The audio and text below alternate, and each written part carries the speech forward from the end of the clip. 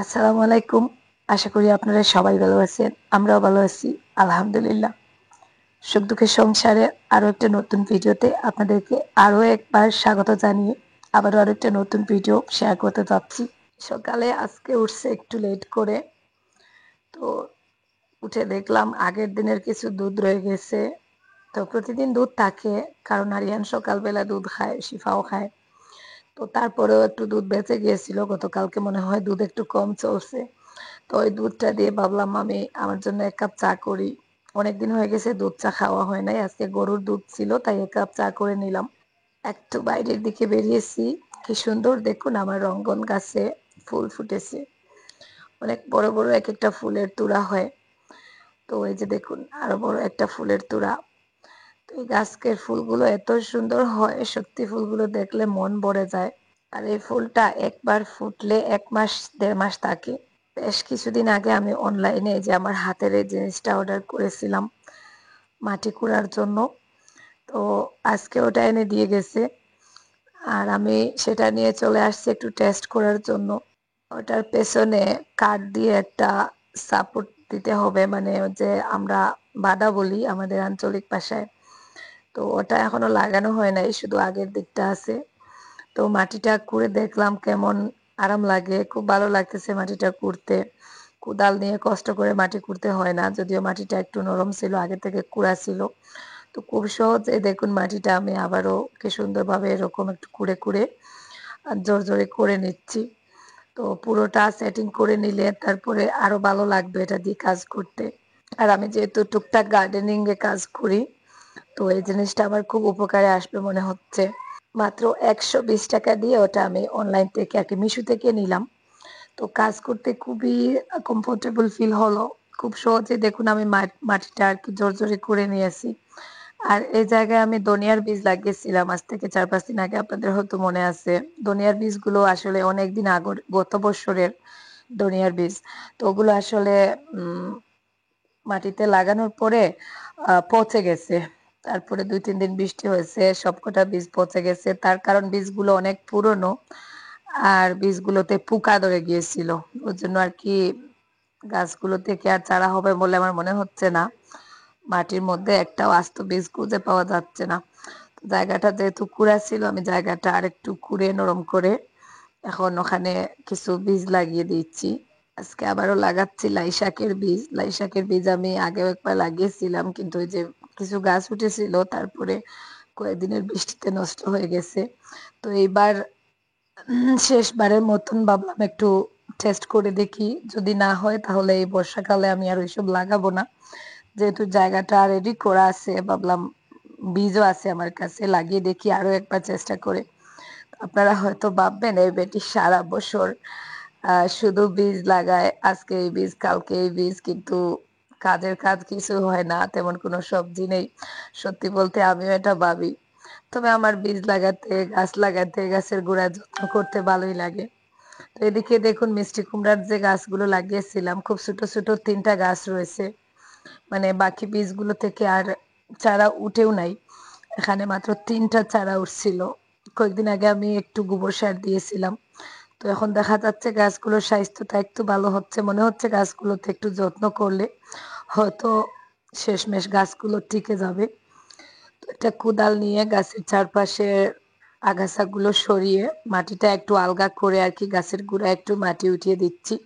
গাছগুলো অযত্নে নষ্ট হয়ে যাবে, আর আমার মনে হচ্ছে একটু যত্ন নিলে হয়তো গাছগুলো একটু বড় হবে বা ফলও দিতে পারে শেষমেশ। তো এখানে একটা গাছ হয়েছে আর ওই সাইডে 3টা গাছ হয়েছে। তো আমি একটু মাটি খুঁড়তে গিয়ে আমার পিঠে ব্যথা করতেছে, জুবাইরকে ডেকে বললাম যে মাটিটা খুঁড়ে দে। তো ওটা আসলে গত পরশু দিনের ভিডিও ফুটেছিল। গত পরশুদিন বাগানে টুকটাক একটু কাজ করেছিলাম, ওইটাই আর কি আপনাদের সাথে শেয়ার করলাম। তো যাই হোক, পরে ওই কাজটা জুবাইরই করে দিছে। আর এদিকে দেখুন মাটি উঠিয়ে দিয়েছি, এখন গাছের গোড়ায় একটু পানি দিচ্ছি। এটা হচ্ছে সারগুলা পানি, যেটা আমি গাছ বেড়ে ওঠার জন্য দেই, ইউরিয়া সার। সামান্য 1 চিমটি ইউরিয়া সার পানির মধ্যে গুলে ওই পানিটা গাছের গোড়ায় মাটিতে আর কি এভাবে দিয়ে দেই। এতে গাছ খুব তাড়াতাড়ি বেড়ে যায়। তারপর দিন সকালবেলা দেখুন, এখন বাজে সকাল 9:30। তো তো ঝিরঝিরি বৃষ্টি ছিল। বৃষ্টির মধ্যে আর কি আমরা এখন বেরিয়েছি, আরিয়ানের বাবা বেরিয়ে গেছেন আর তারপরে আরিয়ানকে নিয়ে দেখুন আমি বেরিয়ে পড়লাম। আজকে কোথায় যাচ্ছি কেন যাচ্ছি সেটা আপনারা ভিডিওতেই দেখতে পাবেন। আরিয়ানের গত 2 দিন থেকে অনেকটা জ্বর, মানে আবার ওই আগের মতন দেখা যায় জ্বর আসে কিন্তু ওষুধ দিলে জ্বরটা সারতে চায় না। আর তো ওর জন্যই আর কি ওকেও সাথে নিচ্ছি। ওর পুরনো একটা প্রেসক্রিপশন ছিল, ওই যে ডাক্তার দেখিয়েছিলাম। তো ওকে তো আমি ওই যে ব্লাডে ইনফেকশন হয়েছিল, ব্লাড ইনফেকশন থেকে অনেক সময় ব্লাড ক্যান্সারও হয়ে যায়।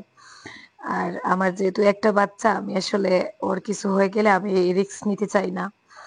সব সময় ওকে মানে মানে কি বলবো আর কি চেক আপের মধ্যেই রাখতে চাই, যাতে যখন মনে হয় যে অসুখটা পুরোপুরি সারছে তখন আমি ভেতর থেকে একটু শান্তি পাই। তো যাই হোক ওকেও সাথে নিচ্ছি, ভাবছি ওর আগের ব্লাড টেস্ট গুলো আর কি একটু করাবো। আর সেই সাথে আমার পেটেও ব্যথা করতেছে কয়েকদিন থেকে। আমার পেটে যেহেতু যে গল ব্লাডারে একটা পলিপ আছে, মানে পিত্তথলির মধ্যে আর কি মাংস বেড়ে গিয়েছিল, এক টুকরো মাংস। তো ওইটার কারণে আমার কয়েকদিন পর পর টেস্ট করতে হয়। মানে আমার গল ব্লাডার পলিপটা আর কি ডাক্তার আমাকে অপারেশন করতে বলেছিলেন। তো আমি অপারেশন করি নাই। তো ওর জন্য আর কি আমাকে ডাক্তার বলছিলেন চেক আপের মধ্যে থাকতে 2-3 মাস পর পর একবার পেটের সোনোগ্রাফি করতে। যদি দেখা যায় যে ওটা দ্রুত বেড়ে যাচ্ছে বা খুব বেশি বেড়ে গেছে তাহলে মানে ইমার্জেন্সি হিসাবে অপারেশন করতে হবে। তো যেহেতু আমি অপারেশন করি নাই বা করতে রাজি হই নাই, ওই জন্য আর কি ডাক্তার আমাকে এটা সাজেস্ট করেছিলেন। তো যাই হোক গত কয়েকদিন থেকে পেটে আবার আগের মতন একটু সমস্যা হয়, ব্যথা হয়। খাবার খেলে মনে হয় যে হজম হয় না। খাবার গলার সমস্যার কারণে ঠিকঠাক ভাবে খেতেও পারি না, যা টুকটাক খাই খাওয়ার পরে মনে হয় ওটা পেটের মধ্যে মানে হজম হচ্ছে না। আর ঘন ঘন জ্বর আসে। তো ভাবলাম আরো একবার টেস্টটা করে দেখি। তো ওই কারণে যাচ্ছি। আর সেই সাথে আমার আরো একটা স্পেশাল কাজ আছে, স্পেশাল কাজটা আমি আপনাদেরকে ভিডিওতে অবশ্যই বলবো। আপনারা পুরো ভিডিও অবধি আমার সাথে থাকুন, দেখতে থাকুন, আশা করি ভালো লাগবে। আর সেই সাথে রিকোয়েস্ট করব যারা এখনো ভিডিওতে একটা লাইক দিতে ভুলে গেছেন, প্লিজ একটা লাইক দিয়ে ভিডিওটা কন্টিনিউ করুন। তো যে আমরা জুবাইরের স্কুল অতিক্রম করে যাচ্ছি, এই যে সামনে বাম পাশে যে বিল্ডিংটা, নিচে দোকান উপরে স্কুল, তো ওখানে জুবাইর পড়ে। আজকে জুবাইরও আমাদের সাথে যাচ্ছে, আর আরিয়ানের বাবা। তো যাই হোক আমরা শহরে চলে আসছি। এটা হচ্ছে করিমগঞ্জ শহরের একটা গলি আর কি। আমরা গলির দিকে ঢুকে পড়ছি, আমরা যে গন্তব্যে যাব। তো শেষমেশ মনে হয় আমরা ওই জায়গায় প্রায় চলে আসছি। আমরা আজকে যাচ্ছি দিবাস্কেনে, যেখানে আমি আমার টেস্ট গুলো সচরাচর করাই। তো সেই সাথে আমার আরো একটা সমস্যা, ও যে পিঠের আর গাড়ের মধ্যে আর কি মেরুদণ্ডের সাইডে আর গাড়ের ওই সাইডে খুব বেশি ব্যথা করে।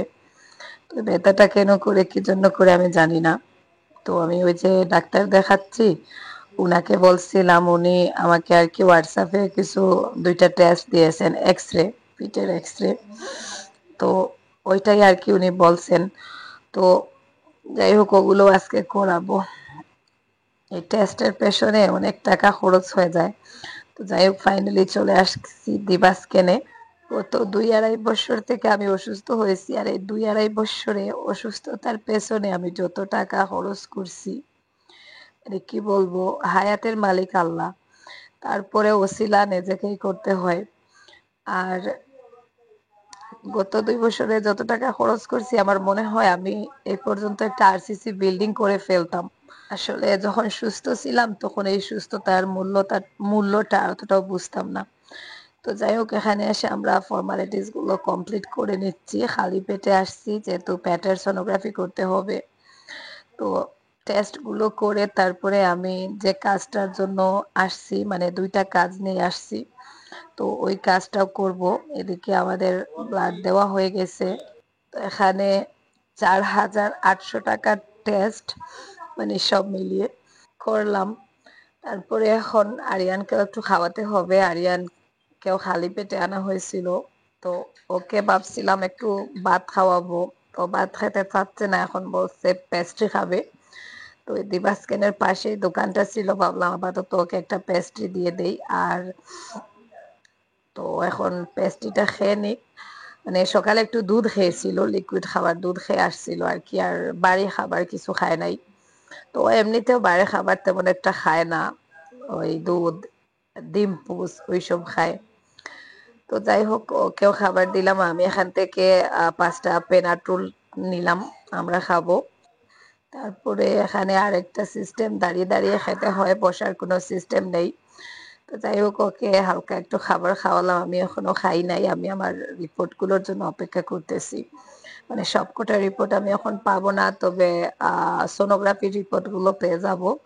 ওইগুলো নিয়ে আমরা আজকে অন্য একটা জায়গায় যাব, আর আজকে আর বাকি রিপোর্ট গুলোর অপেক্ষা করব না। তো যাই হোক ফাইনালি সোনোগ্রাফি রিপোর্ট গুলো পেয়ে গেলাম।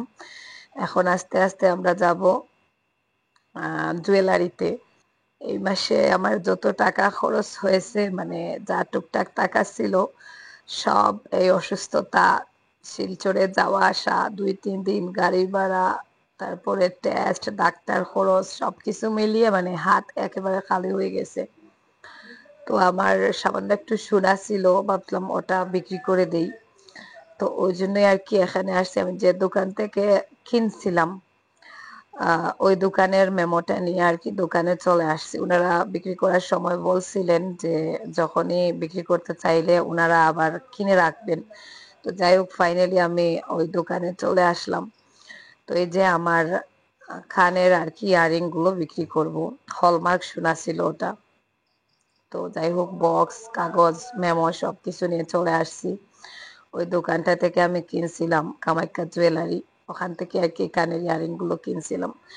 তো এখন ওরা বলতেছে ওরা নাকি এখন কিনবে না, ওদের স্টকে অনেক সোনা আছে, এখন ওরা কিনতে চাচ্ছে না। তো ওরা আরেকটা জুয়েলারির আর কি আহ আমাদেরকে অ্যাড্রেস দিল। তো ওখানে আমরা চলে আসছি। আরিয়ানের বাবা বারবার বারণ করছেন যেটা বিক্রি করার প্রয়োজন নেই, তারপরে আমি ভাবলাম করে নেই। এই যে আমার ইয়ারিং গুলো দেখতে কিন্তু খুব মায়া হচ্ছে। তো যাই হোক ফাইনালি এই দোকানে এসে আমার ইয়ারিং গুলো আর কি আমি দাম দর করিয়েছিলাম, ভাবছিলাম যদি লস হয় তাহলে বিক্রি করব না। তো আমি ওটা আসলে 24,000 টাকা দিয়ে কিনছিলাম, আর আজকে আর কি বিক্রি করলাম 29,000 টাকা। মানে 24,425 টাকা দিয়ে কেনা হয়েছিল আজ থেকে 1.5 বছর আগে। তো আজকে 29,000 বিক্রি করলাম, প্রায় 4,000 টাকা আর কি আমার লাভ হয়েছে। তো সেই ফাঁকে আমি আরো 1.5 বছর ওগুলো আমার কানের ছিল ব্যবহার করলাম। তো একটা জিনিস দেখছি আসলে টাকা থাকলে আর ওই হলমার্ক সোনা কিনে রাখতে পারলে অনেক সময় বিপদেও কাজে আসে। এই যেমন এখন আমার একটু খারাপ সময় আসছে, টাকার প্রয়োজন, আমি বিক্রি করে দিলাম। আর এতে করে আমার কোনো টাকাও মানে নষ্ট গেল না, কোনো লসও হলো না, বরং আমি আরো 3-4 হাজার টাকা আর কি বাড়তি পেলাম। বাড়তি পাওয়ার কারণ এখন আগের তুলনায় সোনার দাম অনেকটা বেড়ে গেছে, যার কারণে আর কি এই বাড়তি টাকাটা পেলাম। তো যাই হোক আমি রিংগুলো আবারও দেখতেছি হাতে নিয়ে, অনেকদিন পরেছি মায়া পড়ে গেছে। তো শেষমেশ আবারও একটু দেখে ওদেরকে যে মেমো সহ দিয়ে দিলাম। আর আমাদের টাকাটা নিয়ে আমরা চলে আসছি, এখন একটু খাবার খেতে হবে। গতকাল রাতে খাবার খেয়েছিলাম, তারপরে আর খাওয়া হয় নাই। সকালে উঠে একটু দুধ খেতে চাইছিলাম, তারপরে ভাবলাম যদি কোনো সমস্যা হয় খাওয়ার প্রয়োজন নেই। আর আমার ছেলের আবার হালকা হালকা মনে হয় একটু জ্বর চলে আসতেছে, ওর মানে চোখ মুখের অবস্থা দেখে বোঝা যাচ্ছে। তো এখানে এসে ও আবার বিরিয়ানি খেতে চাচ্ছে, ও এই জিনিসগুলোই খেতে বেশি পছন্দ করে, ওই জন্যই ওর এত সমস্যা। তো যাই হোক এখানকার বিরিয়ানি গুলো একেবারে বাতের মতন, তেমন মশলা নেই, সাথে একটু তরকারির আর কি ঝোল দেয়, মাংসের ঝোল দিয়েছে। তো যাই হোক ও এখন দেখুন বিরিয়ানি খাচ্ছে, আর আমরাও খাওয়া দাওয়া শেষ করে আস্তে আস্তে বাড়ির উদ্দেশ্যে রওনা দিয়ে দিয়েছি। আর 2টা রিপোর্ট পেয়ে গেছি, বাকি রিপোর্ট গুলো সন্ধ্যার দিকে পাবো। আর বাড়িতে গিয়ে আপনাদের সাথেও শেয়ার করব রিপোর্ট গুলোতে কি কি আসলো। আর গলাটার জন্য আগামী 1-2 দিনের ভেতর আবারও আমাকে শিলচর যেতে হবে, ডাক্তার বলেছেন ইমার্জেন্সি আবার ওনার ওখানে যেতে। তো কাল পরশুর মধ্যে আবারও যাব। ডাক্তার একবার আমার গলাটা টেস্ট করেছিলেন, মানে মানে লিঙ্গোস্কোপি করছিলেন, আবারও হয়তো ওটা করবেন। তো বলছেন আবারও খালি পেটে যেতে, যেহেতু আগে আমার গলা ব্যথা ওইসব ছিল না, এখন ওইসবের কারণে আবারও যেতে বলছেন। তো এই মুহূর্তে আমার আর একটু টাকা লাগবে, তাই ইয়ারিংটা বিক্রি করে দিলাম। তবে একদিক দিয়ে লাভই হলো। তো চলে এলাম আবারও আপনাদের মাঝে। ওই দিক থেকে এসে খাওয়া দাওয়া করে নামাজ পড়ে একটু সময় রেস্ট নিয়েছি, লম্বা একটা ঘুম দিয়েছি। তারপরে আমার রিপোর্ট গুলো চলে আসছে, তো ওগুলোর অপেক্ষায় ছিলাম। বিশেষ করে আরিয়ানের গুলো নিয়ে চিন্তিত ছিলাম। তো যাই হোক, রিপোর্ট গুলো আসছে, দেখাবো আমি আপনাদেরকে। তো সবকিছু শেষে আমার ওই স্বর্ণ বিক্রির বিষয় নিয়ে একটা কথা বলবো। আপনাদের যাদের সামর্থ্য আছে, মানে অ্যাভেলেবল টাকা হাতে থাকে, মানে ওগুলো দিয়ে আমরা তো অনেকেই দেখা যায় বিজনেসও করি। তো ঠিক বিজনেসের মতন একটা জিনিস কি, বিপদের বন্ধু হচ্ছে মাটি আর হচ্ছে স্বর্ণ। যদি কোনো সোনা থাকে বা মাটি কিনে রাখা হয় তাহলে দেখা যায় অনেক লাভ। 1 বিঘা জমি, এই আমাদের এইদিকেও আমি দেখছি, 1 বিঘা জমি কিনে রাখতে পারলে, মনে করো 5 লাখ দিয়ে 1 বিঘা জমি কিনলাম, তো ওটা দেখা যায় 1 বছর পরে বিক্রি করলে 7, 8, 9 লাখ টাকা ওরকম বিক্রি হয়ে যায়। মাটির দাম বাড়তে আছে, সোনার দাম বাড়তে আছে। তো বিপদ আপদে আসলে ওই জিনিসগুলোই কাজে আসে। এই যেমন আজকে আমার মানে খুব টেনশনের মধ্যে ছিলাম, টাকা পয়সা খরচ হয়ে গেছে। এই মাসেও যে একটা অনুষ্ঠান করছিলাম, যেটা আমার অনেকদিন থেকে মানত করা ছিল, ওইটা করে আর হচ্ছে এই যে শিলচরে কয়েকদিন গিয়েছি, যাওয়া আসা করছি, মানে গাড়ির ভাড়া সবকিছু মিলিয়ে মানে হাত একেবারে ফাঁকা হয়ে গেছে। কি করব টেনশন করছিলাম।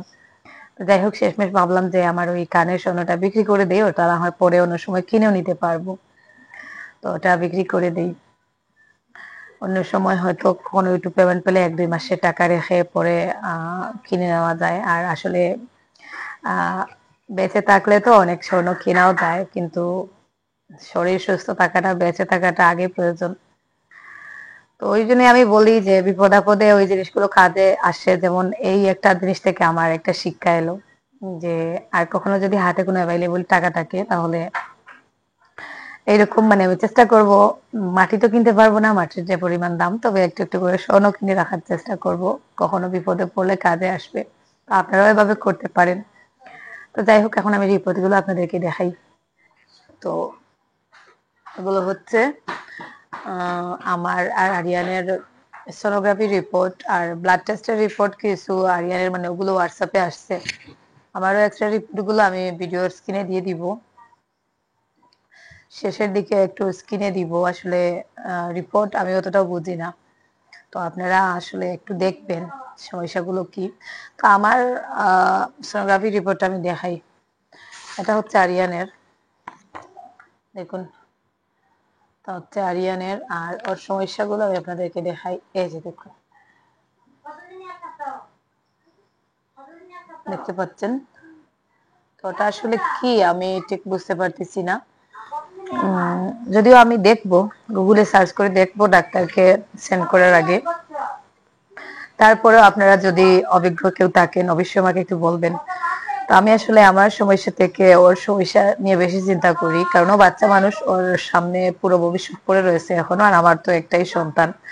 তো সাধারণত চিন্তা একটু বেশি হওয়ারই কথা। আর আমার তো অর্ধেক জীবন প্রায় শেষই হয়ে গেছে, আর বাকি রয়েছে অর্ধেক জীবন। আল্লাহ কপালে যা রাখছেন সেটাই হবে। হয়তো এভাবে অসুস্থতা ঠেলতে ঠেলতে একদিন অকালে হারিয়েও যেতে পারি, আবার এমনও হতে পারে যদি হায়াত থাকে, আল্লাহর হুকুম থাকে, হয়তো এরকম করে করেও 80-90 বছর বেঁচেও থাকতে পারি। তো যাই হোক, আমি রিপোর্ট গুলো একটু আপনাদেরকে ভিডিও শেষের দিকে দিব। একটু বলবেন আসলে এই সমস্যাগুলো কি। আর আমারটা আমি আপনাদেরকে একটু দেখাই। আমারটা দেখাবো কি, জিবি পলিপটা এখনো রয়ে গেছে, দেখুন। ফ্যাটি লিভার তো আগেও ছিল, আর গোল্ড ব্লাডার পলিপটা আর কি এখনো রয়ে গেছে, আর অনেকটা বড় সাইজের হয়েছে। তো ডাক্তার আমাকে আগে ওটা অপারেশনের জন্য সাজেস্ট করছিলেন, কারণ বলছিলেন ওগুলো থেকে ভবিষ্যতে যদি বড় হয়ে যায়, টিউমার আকার ধারণ করে, তাহলে অনেক সমস্যা হয়, পরে ক্যান্সারও হয়ে যেতে পারে। তো অপারেশন করার কথা বলছিলেন, কিন্তু আমি আসলে শারীরিকভাবে এত মানে দুর্বল, অপারেশনের জন্য আমি শারীরিক ভাবে একেবারে ফিট না, আমার হার্টের সমস্যা আছে। তো ওই জন্যই আর কি আমি অপারেশনটা করাই নাই। আমি ডাক্তারকে বলছিলাম যে আমি চেক আপের উপর থাকবো, যদি দেখা যায় যে বেড়ে যাচ্ছে তাহলে আমি অপারেশন করাবো। তো ডাক্তার বলেছিলেন 3-4 মাস পর পর একবার পেটের সোনোগ্রাফিটা করে দেখতে।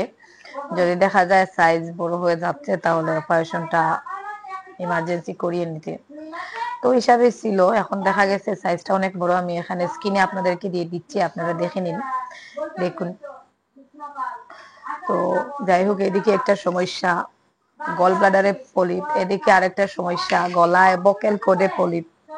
তো এখন গত 2-3 দিন থেকে 4 দিন থেকে মনে হয় আমি কথাবার্তা একেবারেই বলি না, দিনের বেলা কথাবার্তা একেবারেই বলি না, মুখ বন্ধ করি, কাজ করি, চলাফেরা করি, যাতে রাতের বেলা আমি ছোট একটা ভিডিও আপনাদের সাথে শেয়ার করতে পারি। মানে দিনে যে ওয়ার্ড গুলো আমি মানে যে শক্তিটা আমি ব্যয় করব ওটা আমি জমিয়ে রাখি জাস্ট রাতের বেলা আপনাদের সাথে ছোট একটা ভিডিও শেয়ার করার জন্য। তো ওটা না করলে আমার হবে না, কারণ ইউটিউবটা ছেড়ে দিলে তো আমার হবে না, আমার ইনকামের একমাত্র সোর্স এটা। আর অনবরত খরচ হচ্ছে, যে হিসাবে অসুস্থতার পেছনে খরচ হয়, গত 2-2.5 বছর থেকে আমি আমার পেছনে, ছেলের পেছনে, মানে অসুস্থতার পেছনে যে টাকাগুলো খরচ করছি বা করতে হয়েছে, ওগুলো থাকলে হয়তো আমি আলাদা কোথাও একটা জায়গা কিনে আমি একটা বাড়ি করে নিতে পারতাম, এত টাকা খরচ হয়েছে। যাই হোক, ওইটুকুই ছিল আমার আজকের সোনোগ্রাফি রিপোর্ট। আর আরিয়ানের ব্লাড রিপোর্টে একটু সমস্যা আছে, তো ব্লাডের রিপোর্ট গুলো অবশ্য আমি বুঝতে পারি ওর ইএসআরটা অনেকটা হাই, আর সেই সাথে ওর যে ওই কি বলে এটাকে, ওর ইএসআরটা অনেক বেশি হাই, আর ওর হিমোগ্লোবিন লেভেলটা অনেক কম। মানে ও আমারই মতন, দেখা যায় ওর হিমোগ্লোবিনের যে লেভেলটা থাকে ওটা নর্মাল রেঞ্জ তো অনেক উপরে, মানে ল লেভেল থেকে আরো নিচে থাকে, ওরও সেম অবস্থা, মানে আমারও ওরকম থাকে, ওরও ওরকম, ব্লাড অনেক কম শরীরে। তো ইত্যাদি ইত্যাদি আর কি কিছু সমস্যা আছে আমি ব্লাডের যেগুলো। তো যাই হোক, আল্লাহ হাফেজ, আসসালামু আলাইকুম।